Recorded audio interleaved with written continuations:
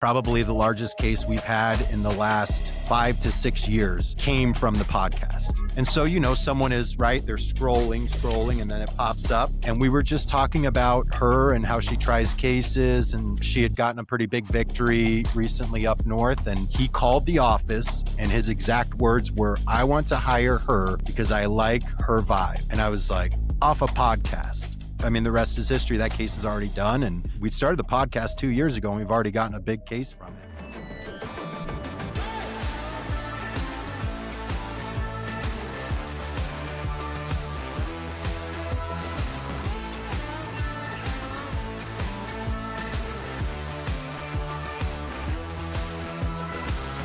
Most firms survive, the best ones scale.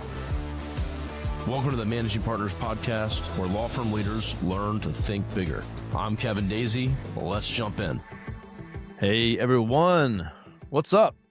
It's Kevin here, your host, and welcome to another episode of the Managing Partners Podcast. Always out there looking for unique guests all around the country, running law firms, entrepreneurs, lawyers, and just learning what they're up to, what's working now within their firm, and try to cover all the nooks and crannies of leadership, marketing, sales, intake, all the good stuff. And happy to have Alex Limontes on the show, Indianapolis. So welcome to the show. Kevin, thank you. Thank you so much for having me as a guest on this show. I'm really excited to be here today and share a little bit with you about my experience as a law firm owner for the last 8 years. So 8 years. I'll say you didn't look a day over 28. So are you kidding me? Are you kidding? I got 4 kids, man. These grays came from somewhere. So law firm ownership. I mean, that's the name of the game of this show, and it's not for everybody. But for those that have done it, jumped off the cliff, just try to help each other out. Running a business is tough. It can be lonely. And if we can get any nuggets of good information out of these episodes from you, that's what we're here to do. We're also here to build connections and relationships and referral partnerships. So anyone out there listening to Alex, please look him up, check him out. He'll share here in a bit how you can best connect with him, reach out to him if you have needs for what he does in Indiana. But Alex, first off, just tell us a little bit about yourself and your story, how you kind of became a law firm owner, and then we'll jump into a couple business aspects, some marketing things that I feel you've done well, and we'll go from there. Sure. And I'll go back to, I guess I mentioned to you earlier, I'm from Florida originally, Satellite Beach, Florida. I went to a small college in Southern Indiana to play football. And I was recruited to play football there. It's called Hanover College. I came up to Indiana. Frankly, I fell in love with Indiana, and it was mostly the people here because, as I shared with you earlier, there's a thing called Hoosier hospitality. And people here are just genuinely and sincerely kind, community-driven neighbors, like they want to take care of each other.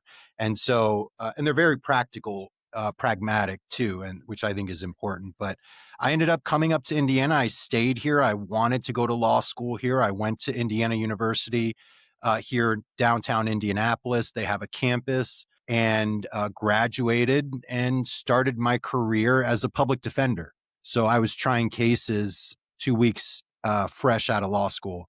We were thrown in the courtroom. I was very, it was just trial by fire, and I took to it like a duck to water. I loved it. I loved trying cases. Soon after that, I had an opportunity to leave the public defender agency, and I started my own practice. I was about 28 years old at that time, hung out a shingle, took as many cases, criminal cases, family law cases, personal injury cases, anything I could get my hands on, and started to build this practice, particularly working with the Spanish community because I speak Spanish. My family is Cuban. They immigrated here from Cuba in the 70s. But I was born here in this country, but I grew up speaking Spanish, so I understand culture and the language. And there wasn't, Excellent. Yeah, there weren't many Spanish speaking attorneys here in Indianapolis, in Indiana. There were, and those numbers have grown. But at the time, like I said, these grays came from somewhere. So I've been practicing for nearly 20 years now, and I really built up that community. And then eventually, I received a phone call from my old partner, Bill Hurst. And if you live in Indiana, you know who Bill Hurst is. Bill Hurst has been around since the 80s doing commercials, advertising, marketing, one of the first ones here in Indiana to do it. And I used to work at this particular firm with Bill Hurst as his law clerk. And he called me up and offered me a position. That was 15 years ago. Wow. And yeah. And then after being here for about 8 years, I purchased the firm from him. And that was in 2019. So yeah, in 2019, I purchased the firm and I've owned it ever since. We weathered COVID and a name change, and we've grown from 3 lawyers to 8 lawyers. So Excellent. slow and steady kind of growth that makes me feel comfortable, as an owner. I've never really been much of a financial risk taker, and which is something you don't normally hear or see from people that own businesses, you know? So, but yeah, I mean, and we're here now, 2026, and we've got a great group of folks that work here, a great team. We've got our own, we do all of our own marketing here. It's all done in house. I've got my own media team. We're here in our studio. We have a podcast that we do, a local legal podcast as well, that we've been doing since 2024. So, Awesome. yeah, we're just kind of kicking on all cylinders here, but maintaining our original identity, which is focused on the community and Indiana, really Indiana as a whole. It's interesting to hear, like, the different paths, law firm owners take. You already hung your own shingle. You obviously had success, so someone else, Bill Hurst, saw that and was looking for someone like yourself to come in and join and do the same thing. So, and that's an interesting path too. Interested to hear any other lawyers out there listening that you know have taken that path of partnership to purchase to into ownership, which I think is a great a great path. I have a partner in my business, allowed us to each focus on the things we were good at versus trying to do it all ourselves. Correct. Um, so I love that. And then, I just actually came back from a conference, talking with a bunch of law firm owners about, I think about 40 of them on, showing up today and AI search and Google and online visibility. And a lot of it is shifted back to you need to have a brand. You need to be known in your Mhm. neighborhoods, your communities. Podcasting is a great way to build those mentions and credibility and things on third party systems, sites versus just your website, right? So it's kind of interesting how some of the market has gone back to more traditional styles in an AI world because it's looking for those third parties to talk about you much more than you know how many blogs did you post and what do you say on your website. And I'm saying all this coming from owning a digital marketing agency where we help law firms do all that stuff, blogs and Mhm. the old SEO tactics, but it's really shifted very quickly. So sounds like you all are well positioned because you've been doing it. Also, the niche in Spanish early on, where I feel like firms today are just starting to think about, hey, should we cater to that community? And they're kind of behind if they haven't already considered it. So, tell us a little bit more about maybe some of the community involvement and how the podcast maybe is also assisted with what you're doing and yeah, just share a little bit more about those things for those folks listening. Sure. Well, I'll talk about the community stuff first because that's really where we started, especially in the Hispanic community. Had having worked in that community for years, even before we started really doing heavy marketing and advertising. I knew that they were a kind of face to face community. They need to see you. They want to see you, talk to you. They want to know that you're there, and that you're available for them to answer questions for them in their language. And where I saw the most success, at least initially, is the fact that I am an attorney versus, and I speak Spanish versus using an interpreter or going through a translator. A lot of Yeah. times, things that term lost in translation, that's a very real term. And a lot of things can get lost when you're using a family member to talk to a client or an interpreter, and versus an attorney themselves. I can't tell you how many times I've been in a deposition where I've corrected the translator who misinterpreted what my client had said. And it was something that was important or could have been important. And so I knew that talking to them in Spanish was going to be important. And so we did a ton of community events. I mean, you can get on Google Love now it. or chat, yeah, or Claude, and you go buy yourself a $500 booth at a day long community event, and you hang out with people and you talk to them and you give them $1 tote bags, or, whatever kind of merch you want to come up with. I mean, nowadays, you could go online and find all kinds of things to hand out at these festivals. And Yeah. the one thing I mean, I realized quick, I've been doing them for over 15 years now, that people love free stuff. Doesn't matter what it is, right? They do. True. They love it. And especially if it's, you go to, we've done events at, at a lake here locally, a vacation lake. And so we'll bring like sunglasses, right, for them, things like that. So you try to, like, get smart and get intentional with what you're doing. But at the end of the day, these are things that other people are advertising for you. They're carrying around that tote bag in the grocery store. And there's only so many Hispanic and Latino grocery stores here in town, so they know kind of who you are and they see you around in the community and in the festivals. And then once you do a lot of that type of grassroots, you can hit them with some local Spanish speaking newspapers, some local sports teams that attract a lot of Yeah. potential. Yeah. I mean, we have a soccer team here, the Indy 11. And so we've done tailgates there before with the Indianapolis Bar Association. And so I think when you want to establish yourself in that community, particularly in that Hispanic community, it's going to take time. It's not going to be fast and overnight. It's going to take time, but that's how you build the most trust with them, to be that source whenever the bad thing happens to them, and like you I love mentioned, that. yeah, and you mentioned it about AI. AI knows, it picks that up now. It knows who is active in the community versus who is just there to buy pay per click or LSAs and scoop up leads. You know, it has become very intuitive in that regard, and I think that that's the next step for really established, good lawyers that do good work being recognized on AI. I think that's kind of like the next step, and that's how we're going to be able to, overcome a lot of these giant mega firms that come in and flood markets with advertising.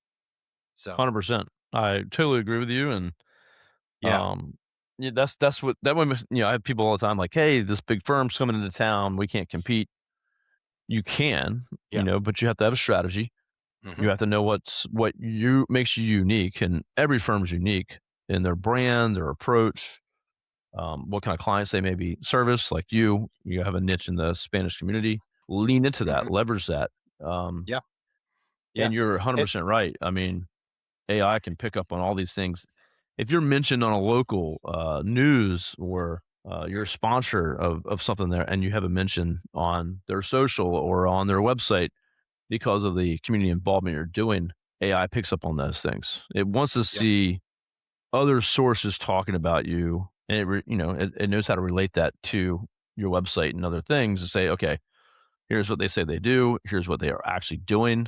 They show up, right? They're yeah, doing things in their community. So hmm I just think it's interesting how it's flipped. It was like so all digital, and right, and now it's like, well, it's still yeah. digital, but it's you have to do other things to show up in these third party places.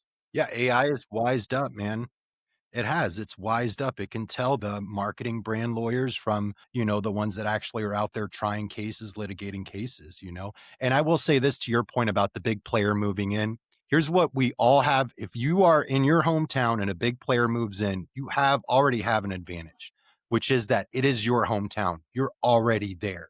You know that place better than that tourist or visitor or whoever it is that came in and poured a bunch of money into billboards and commercials. You know that place better and you know those people better. So you've already got your advantage there. Just build on that. 100%, 100%. And if a big player's not moved in, start, you know, Become the work big player, become the right? big player. Yeah, Yeah. yeah, Yeah, yeah. that's your advantage. You're there. Mhm. You're either from there Yep. or like Alex, he's been there most of his career, his life, Mhm. and Yeah. decided that he wants to be there. So it's you know, it's his identity. So Yep. you know, leverage that, use that. Back to the podcast. I have a podcast. It's been Yeah. amazing for me in the regards of meeting people, getting in rooms, getting to know people, connections, understanding of the industry, understanding how law firms operate and work. So that's what fascinates me. Yeah. But your podcast, um, Yes. you know, how long you been doing it? What's been some of the benefits that you've seen from it? Because I Sure. preach it to firms all the time. It's easy to do. You just have to get doing it. But It is, and you know, you would be surprised once you start doing it. People that don't do it are very surprised with how easy it is to just sit down and have a conversation. And so I started doing it because I was on Chris Dreyer's podcast, Personal Injury Mastermind, mastermind. and Yep. yeah, and so we worked with him before. I knew Chris before it was even rankings.io, the whatever the predecessor was. So um and we had worked with him, and I even went, you were talking about a conference, I presented at PimCon as well last Okay. year. And so but I got the inspiration from Chris because I was a little worried about being on a podcast. I wasn't sure, how I would just how I would be able to perform, like how I would come across and sound, and I really enjoyed it. I really wasn't sure if I would enjoy it, and I did. And then I was you met Emmanuel, our media coordinator. I was actually interviewing with Emmanuel, and we're sitting here in this studio right now, but this studio was an empty room back then when I was interviewing Emmanuel over 2 years ago, I think, right? Yeah. And he looked over my shoulder while we were talking. He was interviewing for a receptionist job. And he goes, "Is that podcast equipment over there?" And I said, "Well, why, yes, it is. I'd like to, I'm thinking about starting my own podcast."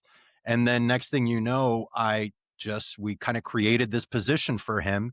And he's been producing and developing and editing, doing all this stuff. We do video for our podcast as well. And we started it in October of 24. And the basic format is like this: go around, you talk to lawyers, you bring them into the studio, you talk to them. Sometimes we do fun things like we've done Hot Ones style episodes Oh, where we cool. like interview. We've done, I know Bob Simon has been on your podcast. He's a friend of mine. He's a good guy, and I've known him for a while. And we've done bourbon kind of style, we chat and have some drinks, Love it. interviews. We've done interviews at the Indianapolis Motor Speedway with their lawyers. And we've been kind of all around Indy, for the last 2 years. And, we just keep branching out. I mean, a few weeks ago, we were at the Bench Bar Conference in French Lick, Indiana, and we did 7 or 8 interviews in 2 days during the conference, like set up and ready to go. That is It what I'm was talking about. exhausting, as you could probably say, right? It was exhausting, but it was great. And the thing about podcasting for me is I get to control my message and I get to control the way that I advertise. And it's outside of a traditional form, which I really like Yeah. personally, and then I have an opportunity to build relationships with other attorneys. I got plenty of referral relationships from lawyers that have been on the show, but also educate the public. And that's where we've seen the biggest benefit from a revenue perspective is Excellent. bringing other lawyers that work here and other people that work here and to talk about what they do and to really be that kind of thought leader in that area. And one perfect example is probably the largest case we've had in the last 5 to 6 years came from the podcast. Wow. And it was a gentleman who was injured pretty badly, of course. And so he was laying in bed after one of his many surgeries at the hospital. And what I had done was I had geofenced some of the podcasts on social, particularly on Meta, around certain hospitals in certain areas. And so, someone is right, they're scrolling, and then it pops up and it's a local personal injury law firm. And it just so happened that it was someone here at the office, an attorney, and we were just talking about her and how she tries cases. And she had gotten a pretty big victory recently up north. And he called the office, and his exact words were, "I want to hire her because I like her vibe." And I was like, off a podcast. I mean, the rest is history. That case is already done. And I mean, hell, we started the podcast 2 years ago, and we've already gotten a big case from it. So after that happened, I said, I don't care how many people are listening. I don't care if anyone Yeah, wants to come on or if it's just me talking. I'm going to keep doing this, you know? Because when you do this kind of work, particularly, all we do is personal injury work. And sure. we do civil rights cases, nursing home cases, things like that. It's almost like you're fishing, right? You got to get your rods in the water. You got to get your lines in the water to make sure you're going to catch something. Sometimes you catch the little fish, medium fish, then sometimes you get a huge one, and all the stars need to kind of line up. You got to have enough insurance, big injuries, all the things that are necessary for a big case. But you never know, going back to my analogy about fishing, you never know how you're going to get someone. Everyone processes and absorbs their information so differently now. There's so many mediums and so many opportunities for people to get news off X, to get their information off Meta, to go to the local news channel, you know? And so you never know where people are going to meet. You never know where people are going to be. So you want to meet them where they are. And the podcast, I think, is a great example of where there is a large group of people and there's not a ton of lawyers doing it, mostly because we don't have time. Yeah, So, so a lot of amazing takeaways there. I'll boil it down to I'm going to talk about a few of them, but showing up consistently, right? yeah. And doing something once and going, that doesn't work for us. It's just you can't have that mindset. And I love how you've taken the podcast. Here's the cool thing about a podcast: it doesn't have to be, all right, we show up once a week and we record a boring episode. Like, you've gone around the state, you've gone to fairs, you've done it in person, you've done it with lawyers, your own lawyers. You don't have to have some like set format, just chore you have to do. Yeah. And then look what you get out of it. You get the relationships, referral partners, the content, and the content, not just audio, video, social media, your website pages. It could be an episode on the attorney's bio page of them talking about whatever, and someone likes their vibe, right? Yep. We hire people that we like, know, and trust, and having this kind of format allows someone to really see who that person is and how they communicate and how they Mhm. come off. And someone's trying to hire lawyers, a pretty big decision. Absolutely. People don't Yeah. know. They're scared of lawyers. They think they might get taken advantage of, Me So too. yeah. I know I talk to lawyers every day. It's challenging. But I love what you've Yes. done. It's just a message for everyone out there. It doesn't have Yeah. to be a podcast, whatever you want to call it. But this activity that we're doing right now and what Alex is doing, and he's varying it, like, you can morph it into whatever you want. I was at Law de Gras this past year, and I did my podcast live at my booth. I didn't have an Array Digital booth. I didn't have, my marketing material. It was this podcast, and we did, I think, like 51 or something like that. Jesus. 51 yeah, crazy. Oh, wow. You said 3, yeah, I forgot what you said, 8. It was like 7 or 8 and No, in they a weren't couple of hour days. long. They were like 10 or 15 minute each. Yeah. But then I Yeah. went to National Trial Lawyers in Miami, and I think we did 53 there. Mhm. And that's 53 people that I got to talk with, that we went live Right. with, that we recorded, that, Yeah. we can create content for. Bob's been on the show multiple times. And I'll be at those events this year doing the same thing. So it's so versatile, and you can have fun with it. You can have drinks on it. You can do whatever. I'm about to do Right. this as a tour around the country in person. Good It'll idea. still be like Yeah. this online too, But again, you can just kinda have fun with it, and I'm just the brand is the Managing Partners Podcast, but I can kinda take that and do a live show, I can do a panel, I can do whatever, Mhm. and, that which you've already done, which is awesome, and so anyone listening out there, it's not hard, it's easy, No. but you have to just show up and continue, and, I mean, obviously, I've already got a massive case out of it, so it's probably, 10x in value back to you, um, and that's a great story to share for people that might be discouraged or maybe they've started something that hasn't had any real value back. So I love your story there. That's awesome. Yeah, keep you're right about the consistency. We call it the cadence. I'm sure your team does too. You gotta keep your cadence. Ours is every 2 weeks, and find your cadence from the beginning. I mean, you can adjust it. We don't like to.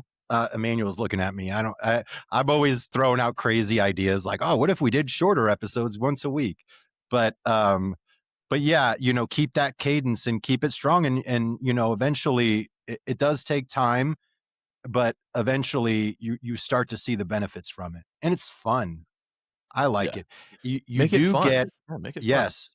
Yeah, and I've had lawyers on here, that can get a little that sometimes when the camera turns on, they get a little stuffy and a little just like, "Oh," like this. Yeah, and so, I've seen them grow in their ability to be able to do that and market themselves better and help market the firm better, because at the end of the day, these folks are hiring them and hiring those lawyers just as much as they're hiring me, so yeah, I've seen you see a lot, and myself too. I've seen a lot of growth. I used to freeze up in front of cameras and things like that, but now I realize that it's no different than sitting in a bar and having a conversation with someone with a cocktail in your hand. You know, Yes, That's- you'll see.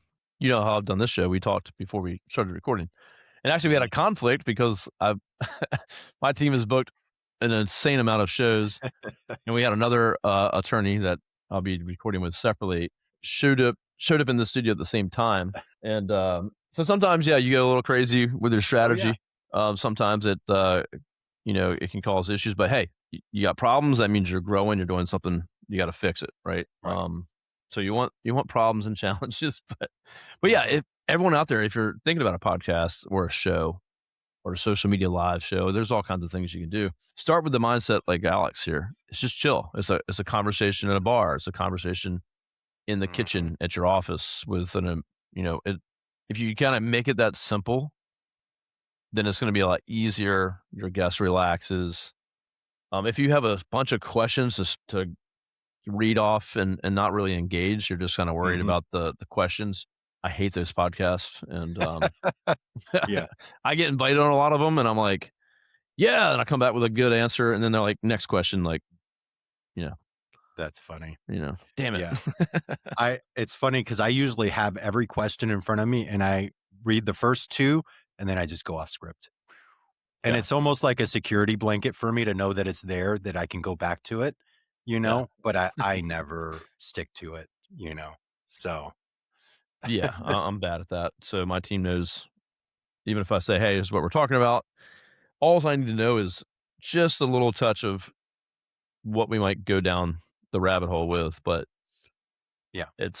we usually cover a lot of things. Like in this show, this episode, we're really talking about marketing, brand, positioning, um, which is probably the most important thing right now for law firms trying to Yep. to get ahead. Obviously, if you don't do good work, your intake sucks and your client experience sucks. Fix those things. But if you need Mhm. more cases, you want to show up. These are things that'll help you out for sure. Yeah, I agree, and you were talking about one other thing I did wanna chat about was the sponsorships. We've done a lot of work with local sports teams. I mentioned to you before we started that I'm in Indianapolis. This is a sports town, okay? They Yeah, love their sports here. All the stadiums are basically within walking distance of each other downtown. The city planners actually designed it that way so that, everything can be within walking distance, and so, good design. um yeah, and so, we've done stuff with the Indianapolis Colts. We've done these pregame kind of VIP tailgates. So I would have a few hours before the game. It's like it says I call it a tailgate, but it's really indoors. And so and they have celebrity chef come in and cook food and all Oh, kinds of sweet. cool stuff. So we would sponsor that and then bring people and then take them to the game after that. And these are like referral partners and top clients and things like that. And we've since switched to the Indiana Fever. So now we're a partner with the Indiana Fever, and I'm certain you hear about Caitlin Clark, in the news and things like that. And so that was an opportunity that I saw before they drafted Caitlin Clark, and I jumped on it quick, and I got a hell of a deal. Good timing. Yeah, but I'm paying for it now. So, Hey, we're gonna but have to up the fee. yeah, yeah. So and then originally it was really just me, and then it started to get a little crowded in there with some of the other personal injury firms in town, and rightfully so, because every game is on TV. Every game is nationally televised. And so that was another opportunity for us. And so we do little things, for example, with our sponsorships, we do a lot of social backup where we kind of do social posts from game day posts, giveaways. We are now doing a local radio show that I'll get on the show before the game, kind of a pregame party. And we'll be talking sports, talking law, talking shoes, anything, right? Like very Love it. much kind of like a podcast situation. Yeah. And so, when you do, I love supporting local organizations, whether it's sports or sports related organizations or not. But when you do it, you can't just buy it and sit on it. You really have to activate it. And even something as simple as a local kids baseball league, minor league. So I actually ran some statistics and I presented on this at PimCon, how you can do it for like $1,000, because when you go to Oh, wow. these baseball games, right? And you're sitting there, and let's say you have your banner on the outfield. Okay. And then you look down, you see these parents are on their phones a lot of times, especially baseball. Baseball is such a slow sport. So what I Yeah. would start doing is running ads geofenced around those baseball fields for damn near nothing. And that way, when the parents are scrolling through, or the grandparents or whoever, they see us pop up, proud supporters of AYBS baseball, and then they see our banner out there in the infield, and you do that for less than $1,000 for almost an entire season. And it's a smaller community, it's a smaller demographic, but you're also supporting something that is really important to them, which is their kids playing in this league. And so you don't have to buy a $200,000-$300,000 NFL sponsorship. You can do it at a small scale and do it effectively. And I think that that's something that can get lost sometimes with lawyers. They just buy it and they activate it and they're like, okay, that's it. No, you really have to just do everything you can. Yeah, to squeeze every drop out of that lemon, you know. I love it because, and that's the thing, that's where the big guys aren't gonna be, Mhm. the professional football team, might be, Sure. your biggest competitors with the deep pockets. They might skip right to that, boom, but they're not Yeah. down the grassroots, and, yeah, you can do that across, say you wanna spend more, but that's super affordable, Mhm. and you could do soccer, baseball. My daughter's in travel volleyball. I Yeah. spend $4,500 just for her to sign up for it, so nothing to do with my business, no sponsorship included. Yeah. So, yeah, I think it's a great tip right there, to think you can't compete, go down to those levels, and if you have Yeah. extra money to spend, sponsor all of it Yeah. and get into it. But, yes, activate it. Like, it's so easy to, like, I go to a conference or sponsor it. If I don't work it before it, work it there, and work it after, then it's a waste of money. No one's gonna Exactly. see my logo and go, "Hey, let me just sign up with them." Right. It takes time and energy. You have to keep showing up. So, yeah, Yep. great advice. Great advice.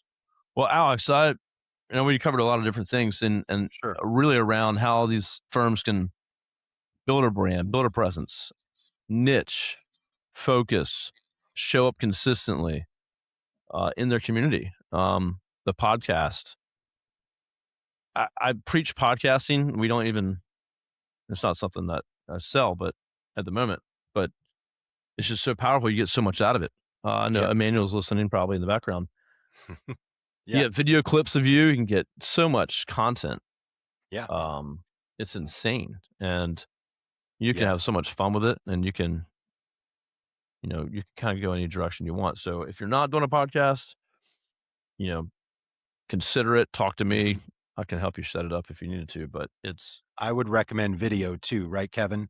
yes, Because the yeah, video, some people I've had some people come to the podcast, come on the show, and they're like, "Oh, this is video?" And I'm like, "Yeah, it's video. We need the video because we put that on YouTube, and then we turn that you can take that and then turn it into smaller clips for social media, and you would be surprised, depending on what you're advertising for, how people will eat that information up.